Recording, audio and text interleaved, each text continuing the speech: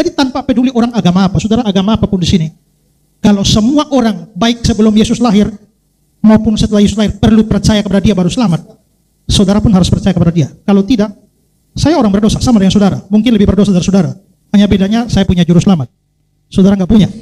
Mbah, sudah, dan ibu sudah mengakui bahwa Nabi Muhammad SAW adalah hamba dan utusan Allah. Alhamdulillah. Baik, ikuti kata-kata saya ibu ya. Asyhadu alla ilaha illallah.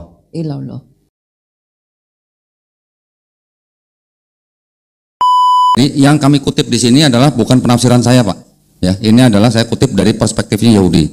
Nah, kalau tadi Bapak bilang kalau Bapak bisa menafsirkan, terus kenapa Kristen tidak bisa menafsirkan? Tadi di awal saya sudah bilang, Pak, separuhnya kitab Kristen kan berasal dari sini, ya, yang diterjemahkan menjadi ini. Nah, Kristen menafsirkan kitabnya orang Yahudi ini menggunakan ini yang sudah diresensi oleh Bapak Gereja yang tadi saya bilang di abad kedua, ketiga, keempat. Jadi kalau kita sama-sama sepakat, Pak, ya, bahwa Kristen yang berhak menafsirkan kitabnya Kristen, harusnya kan Kristen menafsirkan kitabnya Kristen kan PB, Pak. Yahudi berhak menafsirkan Tanakh, Islam menafsirkan Quran gitu.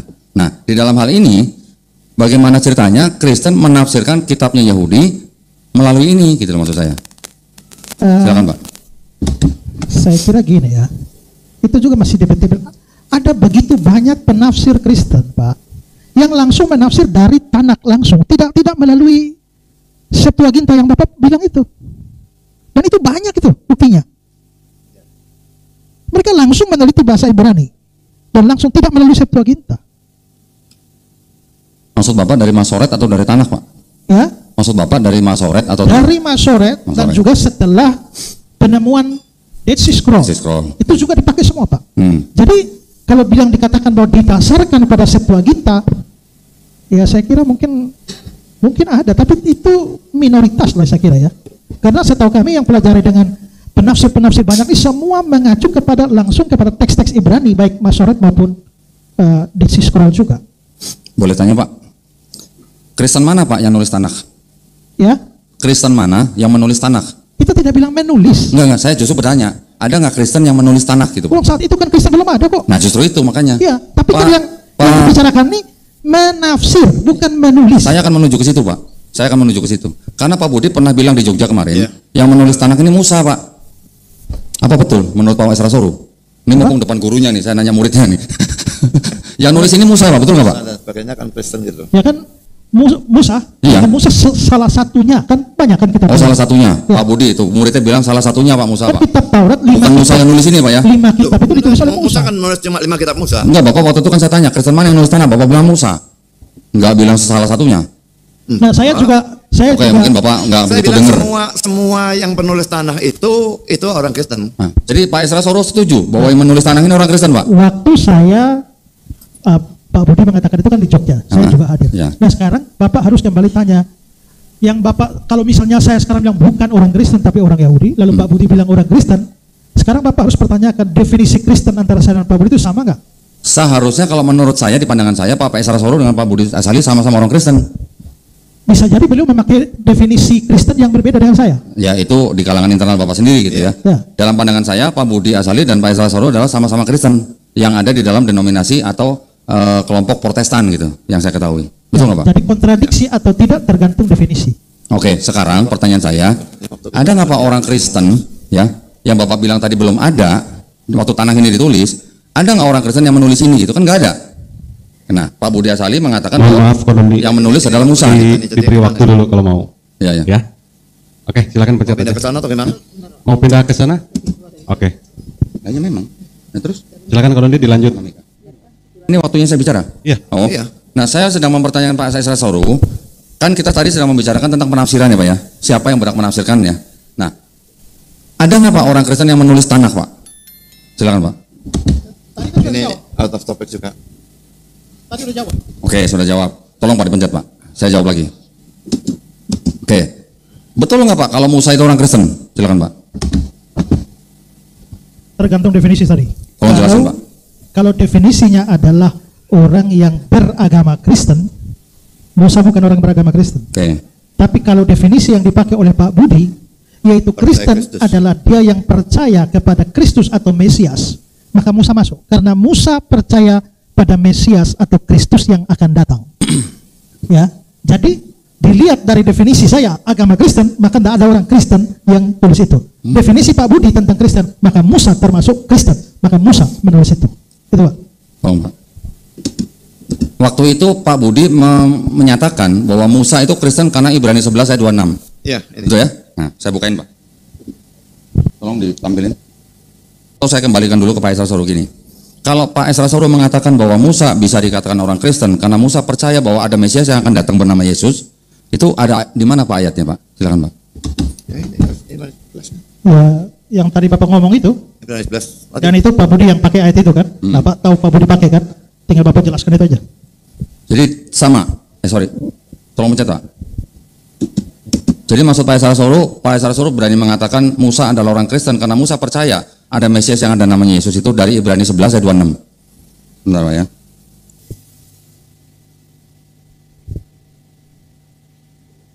Ini Pak ya, ia menganggap penghinaan karena Kristus sebagai kekayaan yang lebih besar daripada semua harta Mesir, sebab pandangannya ia arahkan kepada upah. Betul Pak ya? Ya. Yang dimaksudkan dengan ungkapan itu di sini bukan Kristus melainkan umat Israel, Pak. Nah ini tafsirannya ND ini. Tolong Pak, silakan. Ini dalam Ibrani 11 ini boleh dikatakan membicarakan orang-orang yang beriman semua ya. Jadi dimulai dengan iman ada dasar dari segala sesuatu yang kita harapkan dan bukti dari ya segala yang tidak kita lihat dan sebagainya. Lalu mulai didaftarkan ya Abel, lalu Henokh, lalu Nuh ayat yang ke-7, lalu Abraham dan ayat yang ke-8, Ishak dan Yakub, lalu Musa dalam ayat 26 tadi.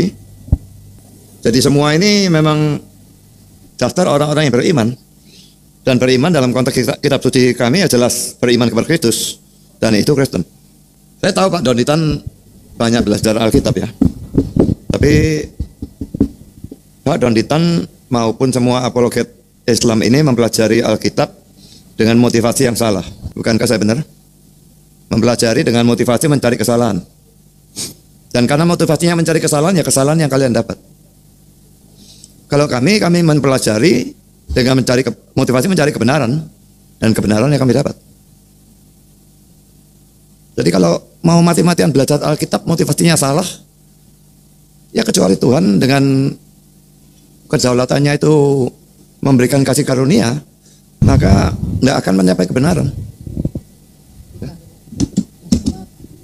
Jadi kalau Pak Budi mengatakan bahwa Musa dan mungkin pengikut-pengikutnya dianggap sebagai orang Kristen karena percaya ada Mesias yang akan datang Yesus. Nah, saya kan waktu di Jogja kan saya bertanya ke Pak Budi, tolong tunjukin ke saya Pak, Mesias yang akan datang itu bernama Yesus. Kan tidak ada. Gitu. Jadi bagaimana Pak Budi bisa mengatakan bahwa Musa dan tokoh-tokoh lain di dalam Perjanjian Lama bisa disebut Kristen karena percaya akan ada Mesias yang bernama Yesus, sedang di seluruh Perjanjian Lama tidak ada kata Yesus. Gitu Pak, silakan. Tadi ada kata Kristus kan ya. Jadi makanya percaya kepada Kristus yang akan datang, ataupun percaya pada tipologi karena tipologi dari Yesus atau dari nubuat-nubuat tentang Yesus itu sama dengan percaya Yesus dalam Perjanjian Lama. Jadi misalnya Abraham percaya pada nubuat di dalam Kejadian 12 ayat 3, dan dalam Kejadian 15 ayat 6 dia dikatakan dia dibenarkan oleh karena imannya. Dan tidak ada yang dibenarkan karena iman, yang iman bukan kepada Kristus. Karena Yohanes 14 ayat 6, Yesus berkata, akulah jalan dan kebenaran di hidup. Tidak seorang pun sampai kepada Bapa kecuali dengan aku. Jadi tanpa percaya pada Kristus tidak mungkin ada pengampunan. Yang ada adalah neraka. Oke, terus begini Pak, saya nggak tahu tadi Bapak kutip yang apa itu, ya. Tapi begini, Ibrani pasal yang ke-9 dan 10 itu di mana penulis surat Ibrani itu sedang mengkontraskan apa yang dialami atau yang ada di dalam hukum Taurat Yahudi dengan Kristus. Ya, makanya dia bilang hanya bayang-bayang dan seterusnya. Dia mengatakan bahwa semua korban-korban itu tidak sempurna. Jadi di Ibrani, surat Ibrani itu terbagi dua. Yang bersifat doktrinal itu mulai dari pasal 1 sampai 11, lalu 12 mulai praktis. 9-10 dia mengontraskan semua hukum seremonial Yahudi dengan Kristus yang dia percaya adalah Yesus.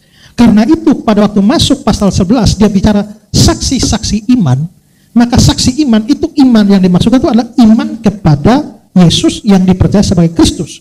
Sehingga ketika ayat 26 penghinaan karena Kristus itu tidak bisa mengacu kepada Kristus yang lain selain Yesus. Karena itulah maka kita percaya Musa mengarahkan pandangan, punya pengharapan ke depan. Kristus percaya pada Kristus akan datang, karenanya dia disebut juga sebagai Kristen dengan definisi itu. Yang saya maksud Pak, ayat-ayat di dalam perjanjian lama Pak, yang menunjukkan bahwa Musa dan tokoh-tokoh di dalam perjanjian lama itu tahu akan ada Mesias namanya Yesus Pak, bukan di perjanjian baru Pak, silakan. Banyak nabi yang bernubuat tentang Mesias, tentang Kristus. Mereka tidak bicara tentang Yesus, karena Yesus itu adalah nama manusia yang diberikan kepadanya ketika Mesias itu dilahirkan. Ya, jadi ketika kita melihat di Lukas pasal 2, malaikat memberitahu, hari ini telah lahir bagimu Kristus, Mesias. Ya, nah dan yang lahir itu adalah Yesus. Karena itulah maka waktu Mesias itu dilahirkan baru diberi nama Yesus. Nama Yesus itu tidak muncul dengan huruf Yesus itu, Yesus Yunani itu tidak muncul di dalam perjanjian lama. Tapi nabi-nabi membicarakan atau nubuat tentang Mesias, termasuk Yesaya 53 yang sedang kita bahas ini. Itu Pak. Poin kami adalah bahwa dalam perjanjian lama maupun dalam perjanjian baru, sebelum ataupun sesudah Yesus, orang hanya bisa diselamatkan karena percaya kepada Kristus. Dalam perjanjian lama mereka percaya kepada Kristus yang akan datang, dan dalam perjanjian baru percaya kepada Kristus yang sudah datang. Jadi Injil itu sudah diberikan pada waktu Adam dan Hawa jatuh dalam dosa, dalam Kejadian pasal 3 ayat 15. Dan secara bertahap, makin lama makin jelas, dan diberikan lagi kepada Abraham. Kejadian 12 ayat 3 ini, bagian akhirnya olehmu semua kaum di muka bumi akan mendapat berkat. Itu tidak mungkin tidak menunjuk pada Yesus, karena tidak ada keturunan Abraham yang membuat semua kaum di muka bumi mendapat berkat. Dan karena itu dalam Kejadian 15 ayat 6, kalau dilihat ayat 5-nya ini, coba lihat ke langit, hitung bintang-bintang jika engkau dapat menghitungnya, demikianlah banyaknya nanti keturunanmu. Lalu percayalah Abraham kepada Tuhan. Jadi percaya pada janji Tuhan, dianggap percaya kepada Tuhan, dan dianggap percaya kepada Yesus, maka Tuhan memperhitungkan hal itu kepadanya sebagai kebenaran. Nah, saya tambahkan, jadi dengan adanya contoh Abraham, Musa, mereka kami percaya diselamatkan, biarpun Yesus belum hadir, tapi diselamatkan karena iman mereka ke depan. Mereka beriman pada Yesus Kristus yang akan datang itu, ya Kristus yang akan datang. Sementara Simon Petrus, Yohanes, murid-murid itu beriman pada Kristus yang memang datang saat itu. Tapi kita sekarang itu diselamatkan pada iman pada Kristus yang sudah datang dan mati 2000 tahun yang lalu. Artinya orang mau hidup zaman apapun, mereka butuh percaya kepada Kristus untuk diselamatkan. Termasuk kita semua di sini. Semua ini pemberontak-pemberontak ini. Seperti kata Yesaya, bukan hanya saudara. Saya, Pak Budi, kita semua ini pemberontak-pemberontak. Dan kalau dia tidak menggantikan kita, kita semua binasa. Kalau saudara semua ada di sini, saudara sadar saudara orang berdosa enggak?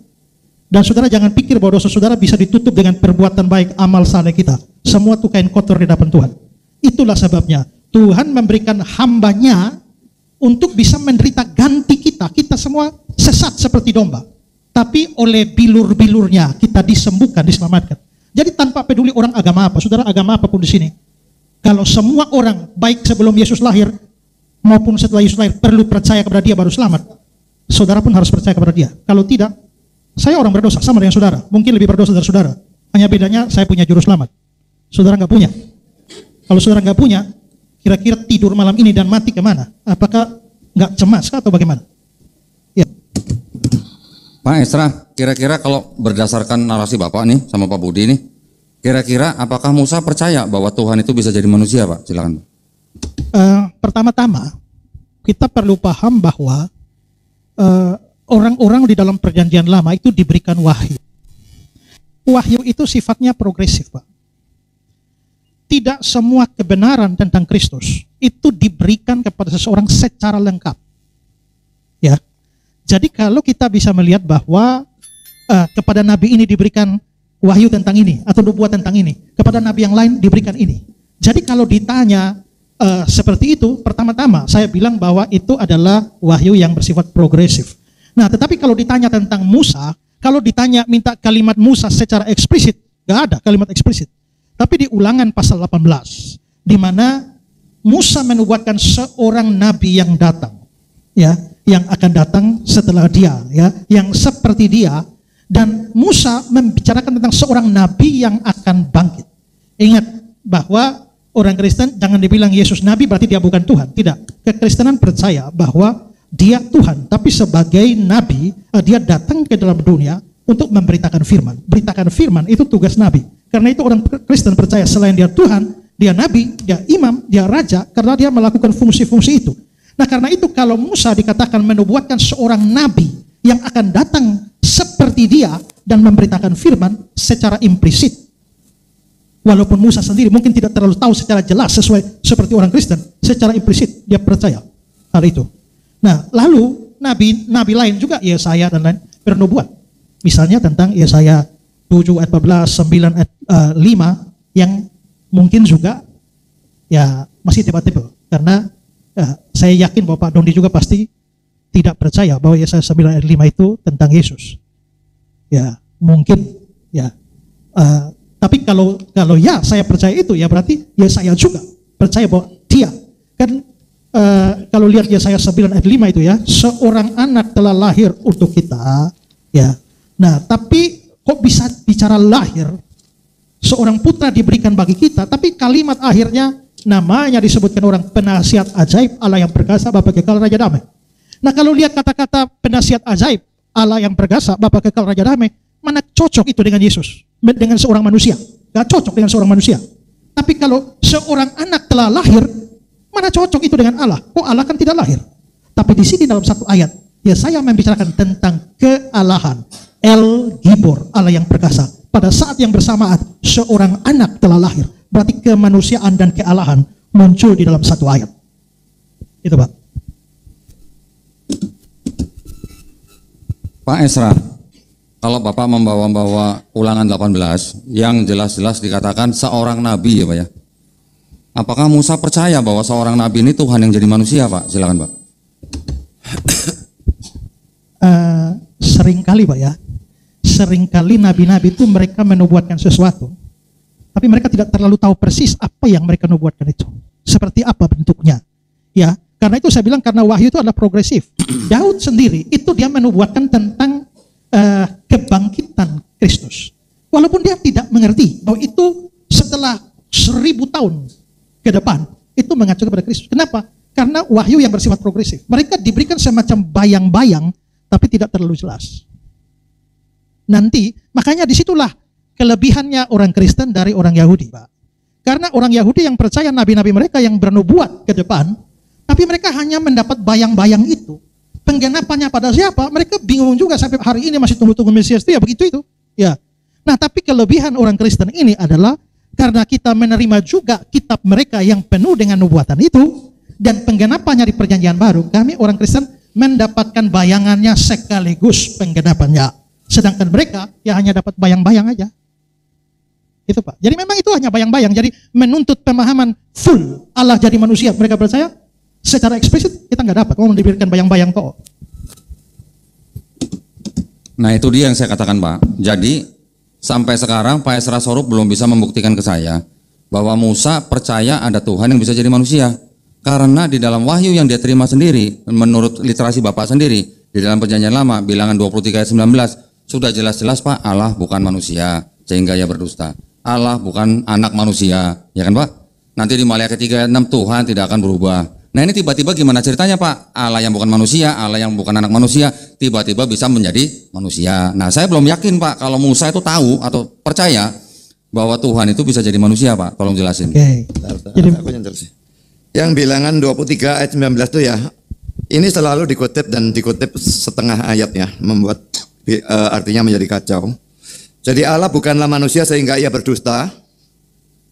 Allah bukanlah manusia sehingga ia berdusta. Bukan anak manusia sehingga ia menyesal.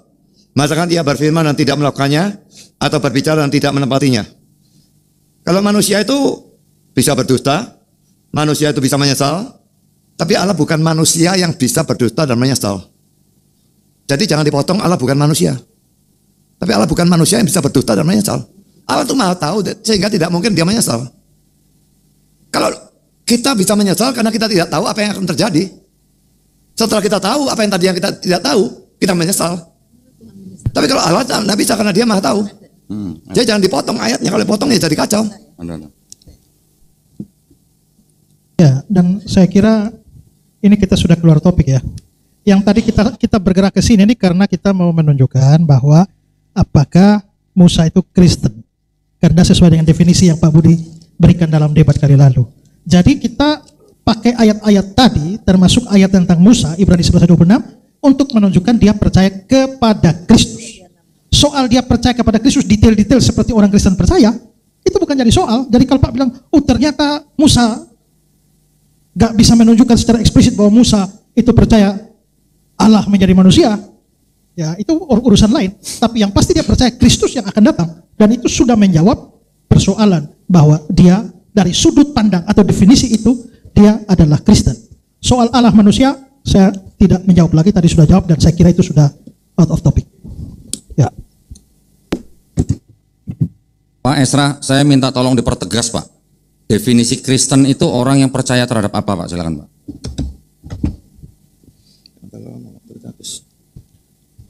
Kristen itu orang yang percaya kepada Yesus Kristus.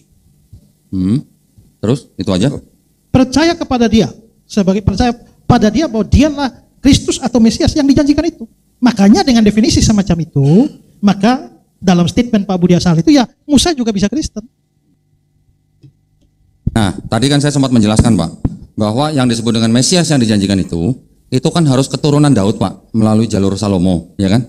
Sedangkan Yesus sendiri kan bukan anak Yusuf, kan Yesus kan dari Roh Kudus. Bagaimana bisa dianggap atau diklaim bahwa Yesus itu adalah keturunan Daud, gitu Pak? Silakan. Ini out of topic. Mungkin ya itu sudah keluar topik, itu sudah bahas silsilah lagi. Jadi itu sudah terlalu jauh dari yang kita bahas sekarang. Kita tetap akan kembali ke Yesaya 53 Pak. Tetapi kan kita masing-masing punya argumen nih. Untuk menguatkan argumen Bapak menggunakan perjanjian baru. Untuk menguatkan argumen saya meminjam perspektifnya Yahudi. Nah, ketika kita bicara ini kitab tanah yang Bapak klaim sebagai penulisnya adalah Musa, terus Bapak klaim sebagai Musa adalah sebagai Kristen, itu yang perlu kita pertegas Pak. Ini juga bisa menjadi edukasi buat yang nonton gitu maksud saya. Seperti tadi Bapak bilang bahwa Musa dan tokoh-tokoh lain yang ada dalam perjanjian baru percaya bahwa ada Mesias yang akan dijanjikan itu. Contoh Pak, ini contoh paling kecil aja. Di dalam kitab ini tadi Bapak menyebut-nyebut Yesaya 9 ayat 6. Di sini jelas-jelas Pak disebutkan ya walaupun dalam kurung Pak, ini untuk Raja Hezekia Pak. Jadi kalau ditanya apakah ada nubuat untuk Yesus di dalam tanah, menurut orang Yahudi yang menulis kitab ini ya dan disusun kira-kira abad ke-5 sebelum Masehi itu nol Pak, nihil Pak. Gitu ya. Nah, ini kan karena orang-orang Kristen seperti Bapak yang menggunakan kitab mereka dijadikan perjanjian lama, kemudian ditafsirkan adalah itu untuk Yesus begitu. Bahkan gak cuma 1, 2, 3 di Yesaya, ratusan bahkan Pak ya kan di perjanjian lama kan, termasuk sampai Kejadian 3:15 saya diklaim buat Yesus gitu. Ini kan sebagai sesuatu apa? Klaim teologi gitu loh Pak. Yang oleh pemilik kitabnya dikatakan itu semuanya bukan untuk Yesus, tetapi untuk Mesias yang memang diharapkan nanti datang menjadi raja bangsa Israel yang harus keturunan Daud, yang bukan juga manusia yang jadi bukan Tuhan yang jadi manusia, bukan juga yang datang menyelesaikan misi, pergi, datang lagi gitu Pak. Bukan begitu kan konsepnya mereka untuk Mesias yang dijanjikan. Dan juga Mesias yang dijanjikan ini kan nanti datangnya kalau sudah tidak ada perang, kalau semua orang sudah mengenal Hashem. Ini yang saya baca dari konsepnya Yahudi gitu loh Pak. Nah, ini yang tidak sesuai dengan konsep Mesias yang Bapak klaim bahwa Mesias yang dijanjikan itu adalah Yesus gitu.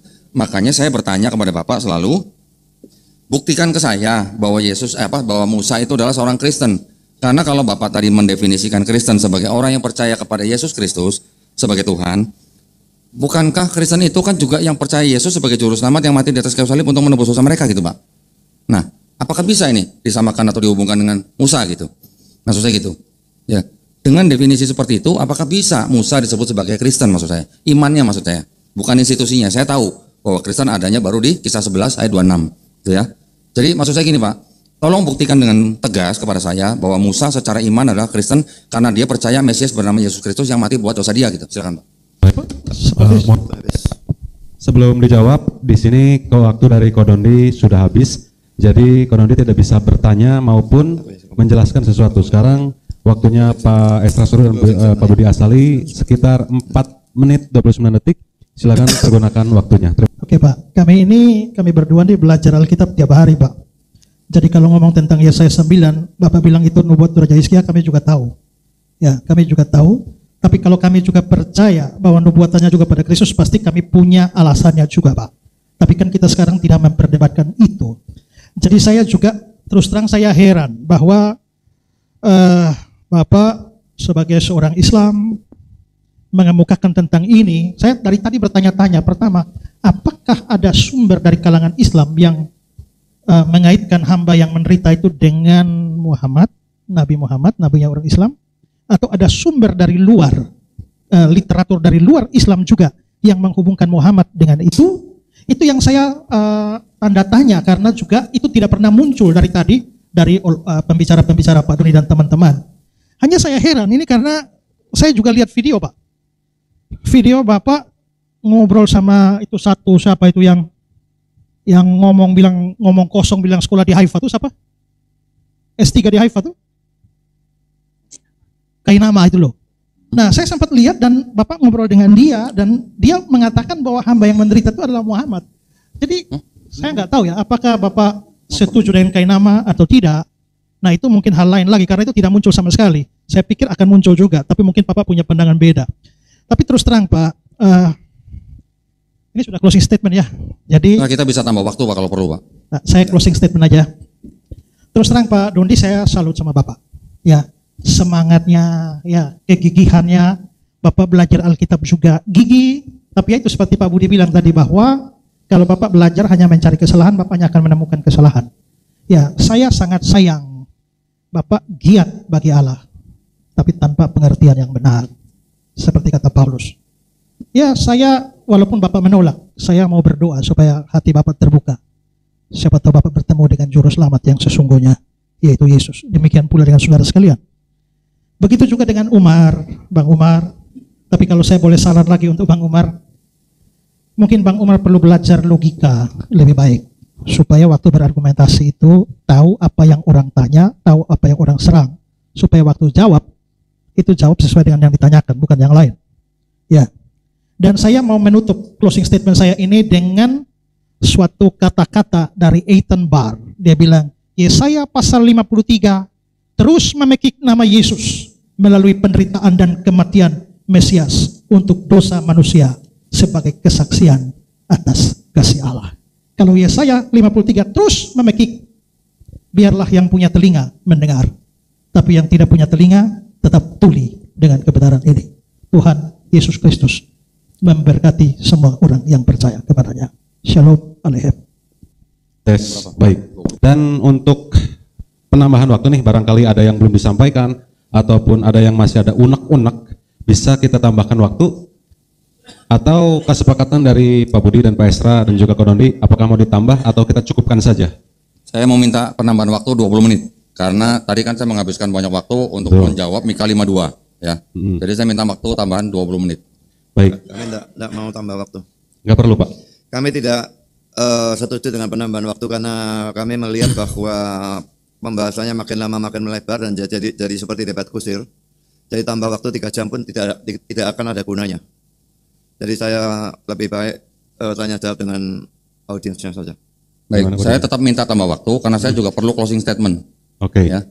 Lebih baik kita ambil tengah-tengah, harusnya kan 20 menit. Ya. Kita ambil tengah-tengah selama 10 menit saja, nggak perlu closing statement, begitu saja. Baik, terima kasih Pak Pendeta atas kesempatannya. Silakan Konondi. Baik, terima kasih. Dikarenakan tadi saya menggunakan banyak waktu untuk menjawab Mika 52 yang ternyata Pak Budi Asali tidak merespon apapun terhadap Mika 52 yang saya paparkan, termasuk dari sisi linguistik, sejarah, konteks, dan perspektif Yahudi, yang mana tadi Pak Budi bilang kalau dia ada yang bisa membuktikan bahwa itu untuk untuk Ruth, dia akan mualaf, ternyata dia mengingkari janjinya. Kemudian pernyataan dari Pak Esra Souru bahwa dia bingung apakah dari Islam ini ada kayak semacam hasrat atau apa tafsir bahwa Yesaya 53 ini untuk Nabi Muhammad SAW gitu. Saya jawab di sini tidak. Ya. Jadi tujuan kami mau berdiskusi dengan Pak Budi Asali, dengan Pak Esra Souru tentang nubuat-nubuat di dalam Bible itu adalah untuk membuktikan, untuk memberikan edukasi kepada para penonton bahwa yang diklaim oleh Kristen dari perjanjian lama mereka sebagai nubuat untuk Yesus saya berani katakan di dalam kitab aslinya mereka, yang maksud saya kitab aslinya Yahudi, yang dipakai oleh Kristen sebagai separuhnya kitab mereka, itu tidak ada yang menubuatkan sama sekali untuk Yesus. Itu adalah klaim sepihak. Karena Kristen menggunakan kitabnya orang Yahudi ini untuk apa? Untuk sebagai pondasi mereka, bahwa mereka mau disebut sebagai agama yang monoteis. Contoh Pak misalnya, tadi Bapak bilang Yesus di Yohanes 14 ayat 6 mengatakan bahwa akulah jalan dan kebenaran. Ini ada tokoh lain Pak yang disebut sebagai the truth, the way, the life, the light, the word, the son of God, malah the good shepherd. Siapa itu? Dewa Mitra. Contoh lagi, bahwa di dalam Bible mereka sendiri, ya ini Bible New American Bible, ada di sini jelas-jelas tertulis bahwa ini adalah pengaruh Hellenistik filosofi. Jadi kesimpulan saya bahwa kenapa orang Kristen harus menempelkan perjanjian baru mereka artinya di belakang perjanjian lama, atau dengan kata lain di belakang kitab sucinya orang, itu karena mereka ingin mendapatkan pegangan bahwa nubuat Yesus itu memang ada di dalam kitab mereka. Itu adalah poin kami, ya. Kalau Pak Esra Soru tadi bilang bahwa kami ada penafsiran atau apa tentang Nabi Muhammad SAW, tidak ada sama sekali Pak, ya tidak ada. Jadi kami murni, memang kami meminjam perspektifnya Yahudi untuk membantah klaimnya Kristen bahwa Yesus sudah dinubuatkan di dalam perjanjian lama. Jadi itulah niatan dan tujuan kami untuk apa? Untuk membentengi akidah umat Islam dari upaya-upaya pemurtatan yang masih dilakukan oleh saudara-saudara kita yang Kristen melalui misionaris. Ya, diakui tidak diakui, upaya-upaya tersebut masih ada. Mungkin bukan berasal dari gerejanya Pak Budi, mungkin bukan berasal dari gerejanya Pak Esra Soru, tetapi dari kalangan kekristenan masih terjadi upaya-upaya pemurtatan atau pendangkalan akidah umat Islam. Ya, jadi mungkin begitu saja yang bisa saya sampaikan. Bu Etika yang mau tambahin? Masih berapa menit? Oke, jadi saya tambahkan lagi begini. Ini kan kita memang topiknya Yesaya 53 ya. Jadi saya tadi sudah berikan rangkuman bahwa di dalam kitabnya Yahudi tidak ada satupun nubuat untuk Mesias yang bernama Yesus Kristus. Menurut kitabnya orang Yahudi sendiri, Yesaya 53 itu adalah untuk menggambarkan kondisi bangsa Israel sendiri. Itu adalah nubuat untuk bangsa Israel sendiri. Tadi ketika Pak Esra Soru memberikan Targum Yunatan, ketika saya bacakan itu juga bercerita tentang kerajaan Mesias itu. Jadi bukan Mesias yang dinubuatkan, tapi kerajaannya atau bangsa Israelnya. Nah, poin saya adalah di situ. Sehingga saya berharap atau kami berharap bahwa debat ini bisa memberikan edukasi kepada para penonton di sini. Mudah-mudahan bermanfaat buat umat Islam semuanya sebagai benteng akidah kita bahwa Yahudi, Kristen dan Islam mempunyai posisi masing-masing. Ya, Islam mempunyai hak untuk menafsirkan Quran. Kristen juga mempunyai hak untuk menafsirkan perjanjian baru, tetapi untuk menafsirkan perjanjian lama yang miliknya orang Yahudi, kita yang harus bisa pikirkan sendirilah, begitu ya.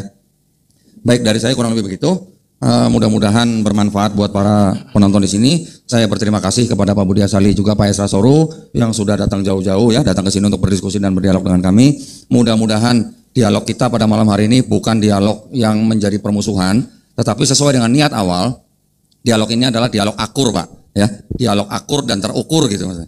Ya, kita tetap bersahabat, kita masih bisa ngopi bareng. Nanti mudah-mudahan Pak Esra Soru juga bisa jalan-jalan ke Jakarta, main ke tempat saya, kita ngopi bareng. Begitu ya? Wabillahi taufiq wal hidayah. Wassalamualaikum warahmatullahi wabarakatuh. Kita nggak ada permusuhan. Ya, sebelum ini saya juga foto upload dan ya kita bersahabat, no problem ya.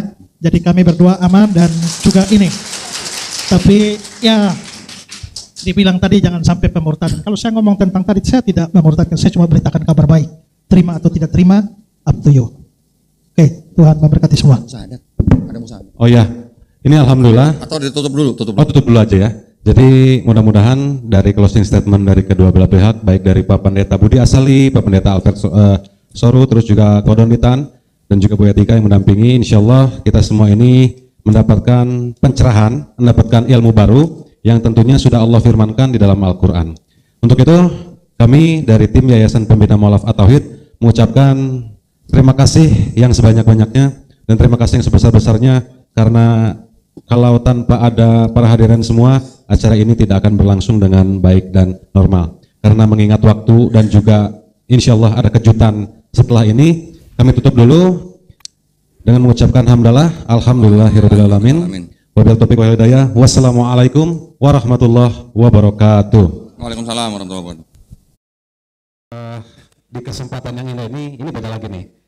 Di tengah-tengah kita, alhamdulillah ada saudara kita yang mendapatkan hidayah yang luar biasa, dan insya Allah malam ini akan mengucapkan 2 kalimat syahadat. Takbir. Allahu Akbar.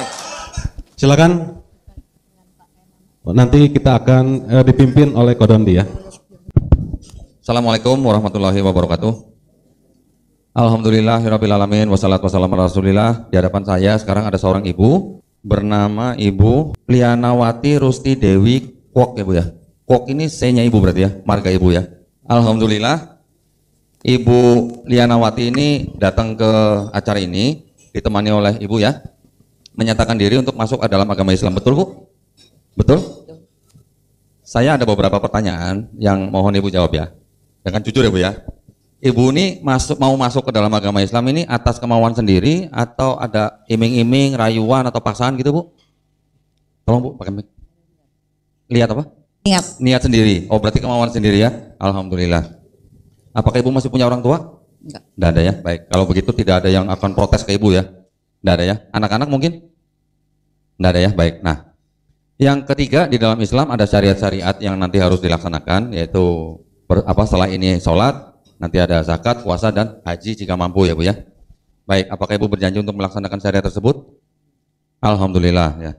Baik, kalau begitu tidak ada lagi yang menghalangi Ibu Lianawati ini untuk mengucapkan 2 kalimat syahadat ya Bu ya. Ibu sudah pernah mendengarkan 2 kalimat syahadat? Sudah? Sudah paham artinya Bu? Ibu Lianawati sudah mengakui dan menerima bahwa Allah adalah satu-satunya Tuhan yang layak disembah? Sudah? Dan Ibu sudah mengakui bahwa Nabi Muhammad SAW adalah hamba dan utusan Allah? Alhamdulillah. Baik, ikuti kata-kata saya Bu ya. Asyhadu alla ilaha illallah wa asyhadu anna Muhammadan Rasulullah.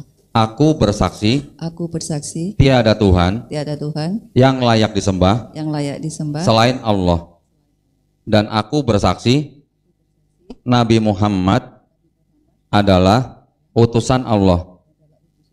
Allahu Akbar. Allahu Akbar. Allahu Akbar. Alhamdulillah pada malam hari ini Ibu Lianawati sudah sah menjadi seorang muslim. Ibu ya, perlu saya sampaikan di sini Bu bahwa seorang bayi yang lahir itu sebenarnya adalah seorang muslim. Muslim artinya adalah orang yang berserah diri hanya kepada satu pencipta. Ya Bu ya. Jadi ketika bayi itu nanti besar, dia menjadi Yahudi, Kristen atau Majusi itu karena orang tuanya. Tetapi ketika bayi itu nanti besar, mengenal Islam, menerima Islam, bahkan sampai masuk Islam, sebenarnya orang itu tidak pindah agama Bu, tapi kembali kepada fitrahnya. Ya Bu ya. Dan alhamdulillah juga ada yang ingin saya sampaikan kepada Ibu bahwa siapapun orang yang bukan Islam, yang masuk Islam, insya Allah dosanya dihapuskan Bu. Dosa sebelumnya yang dilakukan oleh orang itu sebelumnya dihapuskan insya Allah. Tetapi kebaikan yang pernah Ibu lakukan insya Allah tetap dicatat sebagai pahala kebaikan. Amin ya Bu ya. Ini adalah sebuah kabar gembira buat Ibu ya. Mudah-mudahan nanti Ibu bisa belajar Islam dengan baik, step by step Bu ya, pelan-pelan. Nanti kita juga bina Ibu ya. Baik, terima kasih atas kesempatannya. Nanti sertifikat akan kita kirimkan ke Surabaya ya Bu ya. Baik, itu kira-kira ya. Baik, terima kasih banyak perhatiannya para pemirsa. Mudah-mudahan hari ini menjadi hari yang bersejarah ya buat Ibu Lianawati ya. Mari kita semuanya juga berdoa buat Ibu Lianawati. Bu Lianawati tolong nanti doain saya ya. Ya, doain juga teman-teman di sini. Karena doanya Ibu nih nanti menjadi doa yang paling mustajab nih untuk orang yang baru masuk Islam nih. Ya Bu ya, jangan lupa ya. Terima kasih. Baik, terima kasih atas perhatiannya. Wabillahi taufiq wal hidayah. Wassalamualaikum warahmatullahi wabarakatuh. Demikianlah debat eksklusif Yesaya 53 dengan pemateri Donditan, Pendeta Esra Soru, dan Budi Asali.